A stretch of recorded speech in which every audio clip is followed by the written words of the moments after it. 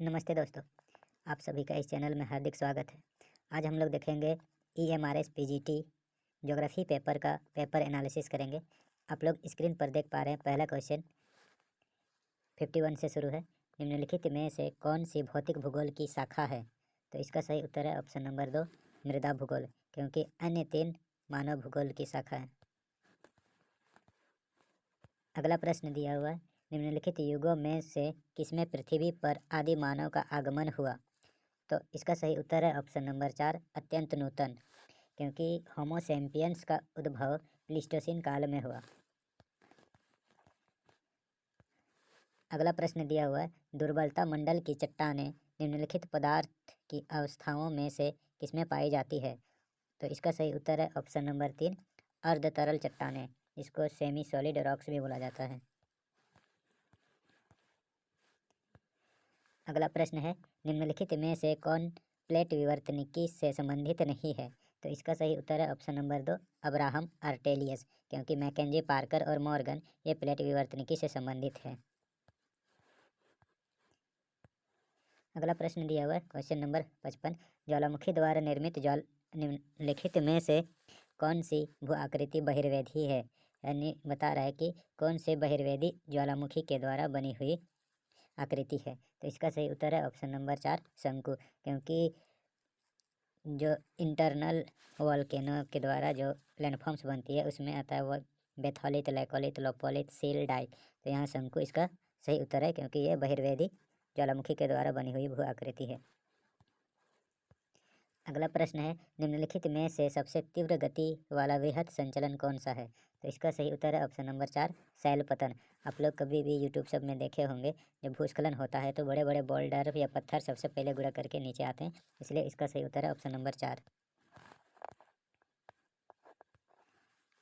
Next है, निम्नलिखित में से कौन लघु प्लेट नहीं है? तो इसका सही उत्तर है ऑप्शन नंबर 2, अफ्रीकी प्लेट, क्योंकि अरेबियन प्लेट, फिलीपीन प्लेट और कॉकस प्लेट ये माइनर प्लेट के अंतर्गत आते हैं। अगला प्रश्न है, बड़ी नदियों के मैदानी भाग में उनके किनारों पर निम्न ऊंचाई के समानांतर कटक निम्नलिखित में से कौन है? तो इसका सही उत्तर है ऑप्शन नंबर 1, प्राकृतिक तटबंध, यानी बड़ी नदियों के दोनों किनारों पर बाढ़ से सुरक्षा करने के लिए इस प्रकार के प्राकृतिक तटबंध बनते हैं। अगला प्रश्न है, पृथ्वी के निम्नलिखित क्षेत्रों में से सर्वाधिक सूर्यताप किसमें प्राप्त होता है? तो इसका सही उत्तर है ऑप्शन नंबर 3, उपोष्ण मरुस्थलीय क्षेत्र में। आप लोग जानते हैं कि जो मरुस्थलीय क्षेत्र में आकाश साफ होती है, यानी आर्द्रता की कमी होती है, इसलिए वहाँ पर सूर्यताप अधिक प्राप्त होती है। आप लोग ये भी सोचते होंगे कि भूमध्य रेखा पर 12 घंटे का दिन और 12 घंटे का रात होता है, तो वहाँ पर सूर्यताप अधिक प्राप्त होने चाहिए, लेकिन वहाँ पर सागरीय भाग अधिक होने के कारण वाष्पीकरण अधिक होता है और संवहनीय वर्षा के कारण वहाँ पर सूर्यताप उतना अधिक नहीं प्राप्त हो पाती है जितना कि उपोष्ण कटिबंधीय मरुस्थलीय क्षेत्र में प्राप्त होती है, इसलिए इसका सही उत्तर है ऑप्शन नंबर 3। अगला प्रश्न है, निम्नलिखित में से कौन सा एक आराम कुर्सी की तरह है? तो इसका सही उत्तर है ऑप्शन नंबर 1, सर्क। अगला प्रश्न दिया हुआ है कि निम्नलिखित ऊंचाइयों में से कहाँ पर हवा में ऑक्सीजन की मात्रा लगभग नगण्य हो जाती है? आप लोग जानते हैं कि वायुमंडल में बहुत सारे गैस है, उसमें ऑक्सीजन भी एक महत्वपूर्ण गैस है। तो ऑक्सीजन गैस कितनी ऊंचाई पर लगभग शून्य हो जाती है? तो ये है ऑप्शन नंबर 2, 120 किलोमीटर की ऊंचाई पर ऑक्सीजन की मात्रा नगण्य हो जाती है। अगला प्रश्न है, तापमान की विलोमता के लिए निम्नलिखित में से कौन सी स्थिति उपयुक्त है? तो इसका सही उत्तर है ऑप्शन नंबर 4, लंबी सर्दी की रात, साफ आसमान और शांत हवा, क्योंकि आप लोग नॉर्मल लैप्स रेट पढ़े हैं कि धरातल से जैसे जैसे वायुमंडल के ऊपर जाएंगे प्रत्येक 1000 मीटर पर 6.5 डिग्री सेल्सियस तापमान कम हो जाता है, उसको नॉर्मल लैप्स रेट कहा जाता है। लेकिन कुछ ऐसी परिस्थिति होती है जिस पर ऊपर जाने पर, यानी धरातल से वायुमंडल के ऊपर जाने पर टेम्परेचर बढ़ जाता है, जिसको तापमान प्रतिलोमन कहते हैं। तो उसके लिए आवश्यक शर्त है लंबी सर्दी की रात, साफ आसमान और शांत हवा। अगला प्रश्न दिया हुआ है, मृदा निर्माण का वह सक्रिय कारक निम्नलिखित में से कौन सा है जिसमें उर्वरता में बढ़ोतरी होती है? तो इसका सही उत्तर है ऑप्शन नंबर 1, मूल पदार्थ, क्योंकि आप लोग जानते हैं कि मूल पदार्थ के विखंडन या अपक्षय से ही मृदा का निर्माण होता है। तो इसलिए जो मूल चट्टान की संरचना या उसमें जिस प्रकार के तत्व होंगे उसी के हिसाब से मृदा का उपजाऊपन भी बनी रहती है। तो अगला प्रश्न है प्रश्न संख्या 64। पृथ्वी के सतह से निम्नलिखित ऊंचाइयों में से किसमें ओजोन परत बहुतायत रूप में पाई जाती है। तो आप लोग जानते हैं कि वायुमंडल के समताप मंडल में ओजोन गैस पाई जाती है, जो मुख्य रूप से उसका अधिक संकेंद्रण 15 से 35 किलोमीटर के बीच मिलता है, लेकिन यहाँ पर इसका सही उत्तर होगा ऑप्शन नंबर 2, 10 किलोमीटर से लेकर 50 किलोमीटर तक, क्योंकि मैक्सिमम ऊंचाई 50 किलोमीटर तक ही ओजोन गैस की होती है। अगला प्रश्न है खारा जल वाले उष्णकटिबंधीय महासागरों में निम्न ऊंचाई वाले द्वीप निम्नलिखित में से कौन से हैं। तो इसका सही उत्तर है ऑप्शन नंबर 3, प्रवाल द्वीप, क्योंकि निगमन द्वीप, समुद्री टीला और महासागरीय कटक ये उष्णकटिबंधीय क्षेत्र के अतिरिक्त ध्रुवीय क्षेत्र, आर्कटिक क्षेत्र या शीतोष्ण कटिबंधीय क्षेत्र, महासागरीय क्षेत्र में भी हो सकती है, लेकिन यहाँ पर सिर्फ उष्ण कटिबंध का बात कर रहा है, इसलिए प्रवाल द्वीप इसका सही उत्तर होगा। अगला प्रश्न दिया हुआ है निम्नलिखित में से कौन सा ज्वार भाटा का प्रकार नहीं है। तो इसका सही उत्तर है ऑप्शन नंबर 2, चौथाई ज्वार भाटा, क्योंकि दैनिक ज्वार भाटा, निम्न ज्वार भाटा और बृहत ज्वार भाटा ये ज्वार भाटा के प्रकार हैं, जबकि ऑप्शन नंबर 2 इसका सही उत्तर नहीं है। अगला प्रश्न दिया हुआ है निगमन तट के लिए निम्नलिखित में औसत ढालों में से कौन सा उपयुक्त है। तो इसका सही उत्तर है ऑप्शन नंबर 2, 1 डिग्री से 3 डिग्री, क्योंकि जो कॉन्टिनेंटल शेल्फ होती है वो सागर में 1 से 3 डिग्री तक डूबा हुआ रहता है। अगला प्रश्न है कोपेन द्वारा प्रस्तुत निम्नलिखित जलवायु के किस वर्ग में वर्षण से ज़्यादा संभाव्य वाष्पीकरण होता है। तो इसका सही उत्तर है ऑप्शन नंबर 2, शुष्क जलवायु, क्योंकि शुष्क जलवायु कोपेन के द्वारा कैपिटल बी अक्षर के द्वारा दिखाया जाता है, जहाँ पर आप लोग देखे होंगे बी कैपिटल डब्ल्यू और एच के द्वारा मरुस्थलीय क्षेत्र को दिखाया जाता है, जहाँ पर वर्षा से अधिक वाष्पीकरण होता है। अगला प्रश्न है भूमध्य रेखीय क्षेत्रों में निम्नलिखित में से किस प्रकार की वर्षा समान है। ये बता रहा है कि भूमध्य रेखा वाला क्षेत्र में किस प्रकार की वर्षा सबसे अधिक होती है। तो इसका सही उत्तर है ऑप्शन नंबर 3, संवहनीय वर्षा। अगला प्रश्न दिया हुआ है पृथ्वी के निम्नलिखित क्षेत्रों में से कहाँ पर कोरियालिस बल नहीं होता है। तो इसका सही उत्तर है ऑप्शन नंबर 1, भूमध्य रेखा के आसपास, क्योंकि भूमध्य रेखा के आसपास पृथ्वी का घूर्णन गति सबसे अधिक होती है, इसलिए वहाँ पर गुरुत्वाकर्षण बल नहीं, कोरियालिस बल नहीं लगता है।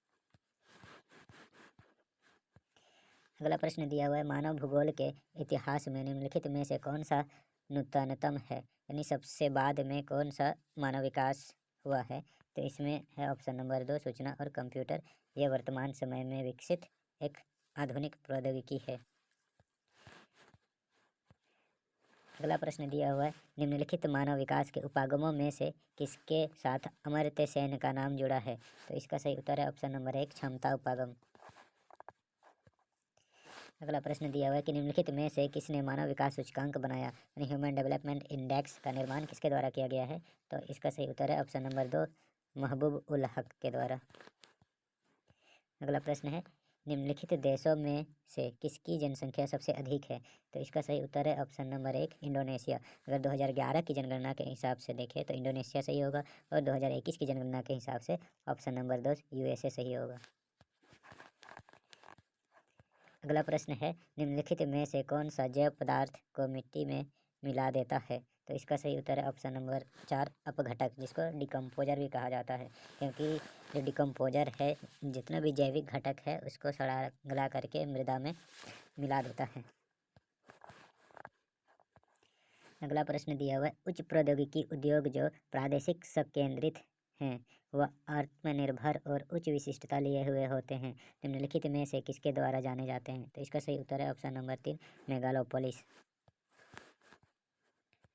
अगला प्रश्न है स्वेज नहर निम्नलिखित में से कौन से 2 जल खंडों को जोड़ती है। तो इसका सही उत्तर है ऑप्शन नंबर 1, भूमध्य सागर और लाल सागर।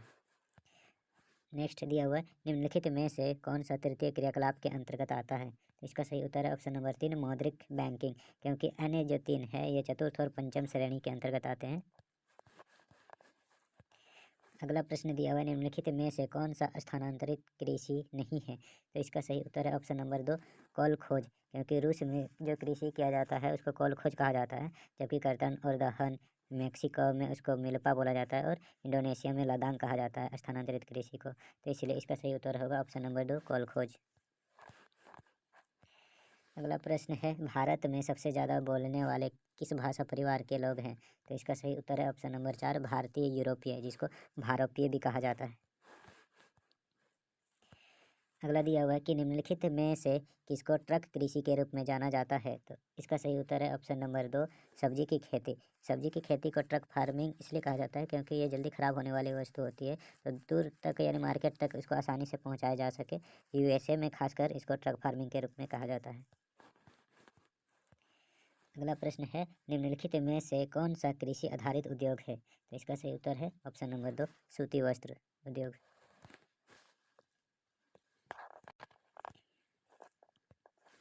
अगला प्रश्न दिया हुआ है पार साइबेरियन रेलवे लाइन के पूर्वी छोर का रेलवे स्टेशन निम्नलिखित में से कौन सा है? तो इसका सही उत्तर है ऑप्शन नंबर 4 व्लादिवोस्टॉक।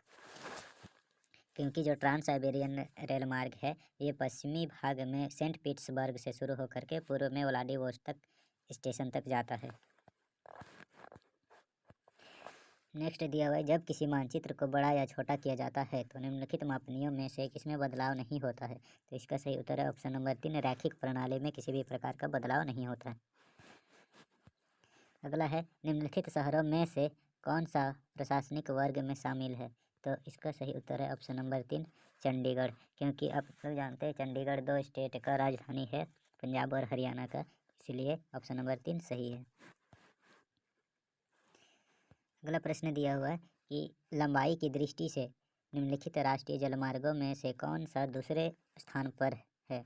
यानी इसमें ऑप्शन दिया हुआ है राष्ट्रीय जलमार्ग संख्या 1, राष्ट्रीय जलमार्ग संख्या 2 और राष्ट्रीय जलमार्ग संख्या 3 और राष्ट्रीय जलमार्ग संख्या 4। तो इसका सही उत्तर है ऑप्शन नंबर 4 राष्ट्रीय जलमार्ग संख्या 4, क्योंकि इसकी कुल लंबाई है 1074 किलोमीटर। और पहला आता है इसमें 1620 किलोमीटर, जो राष्ट्रीय जलमार्ग संख्या 1 है, जो इलाहाबाद से हल्दिया के बीच चलती है। अगला है निम्नलिखित में से कौन सा नमामि गंगे का उद्देश्य नहीं है? तो इसका सही उत्तर है ऑप्शन नंबर 1 तटबंधों का निर्माण।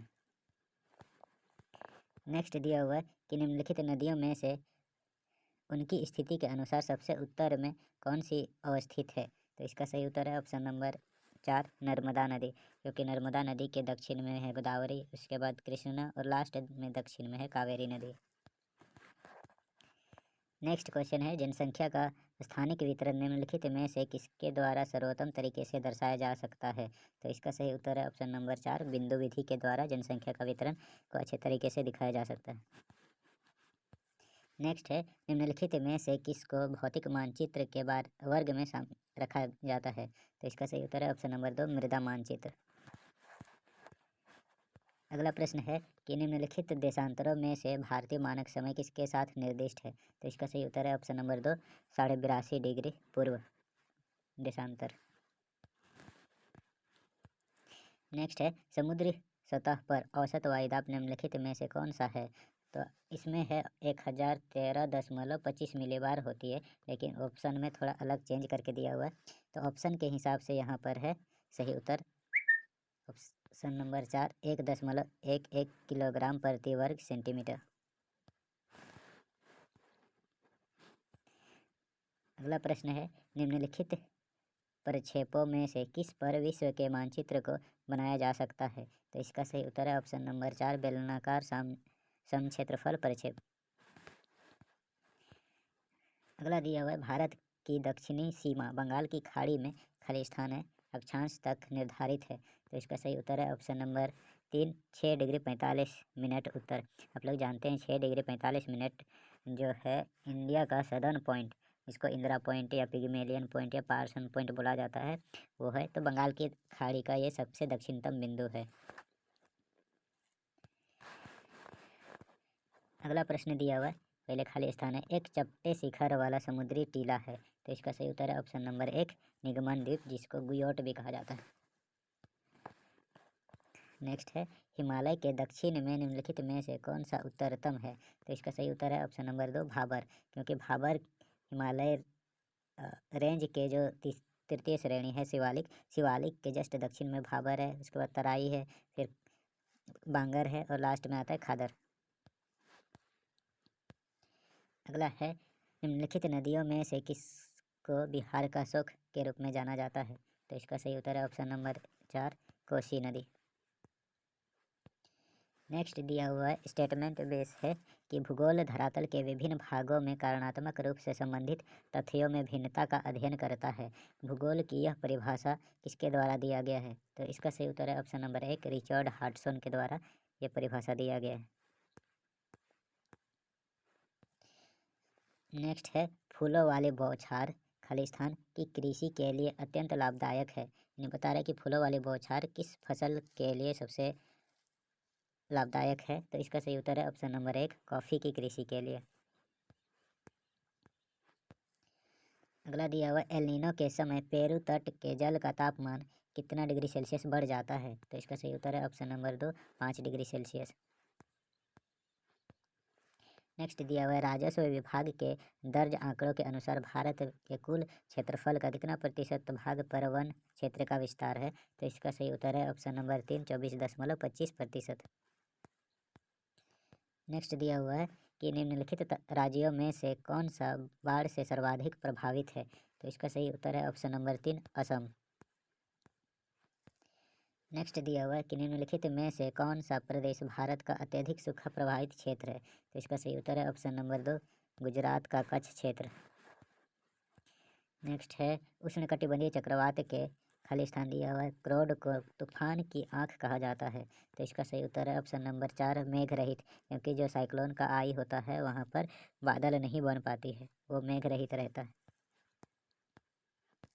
नेक्स्ट दिया हुआ है भूस्खलन के संदर्भ में पश्चिमी घाट के उच्च वर्षा तथा तीव्र ढाल वाले क्षेत्रों को किस वर्ग के अंतर्गत रखा जाता है? तो इसमें सही उत्तर होगा अधिक सुबेदता क्षेत्र।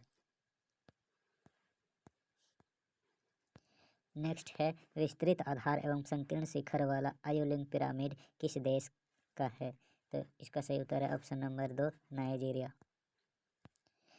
नेक्स्ट दिया हुआ है मेक्सिको की खाड़ी से उत्तर पूर्वी राज्यों को भेजने के लिए बिग इंच जो पाइपलाइन बनाया गया है वो बिग इंच पाइपलाइन के द्वारा क्या पहुंचाया जाता है? तो इसका सही उत्तर है ऑप्शन नंबर 3 पेट्रोलियम, जिसको क्रूड ऑयल भी बोला जाता है। अगला प्रश्न है निम्नलिखित देशों में से कौन सा जनांकीय संक्रमण की विस्तार अवस्था है? तो इसका सही उत्तर है ऑप्शन नंबर 4 पेरू। नेक्स्ट दिया हुआ है भारत में कुल उपयोगी जल संसाधन मात्र है, यानी हम लोग के पास भारत में उपयोग करने लायक जो जल की मात्रा है वो सिर्फ 1122 घन किलोमीटर है।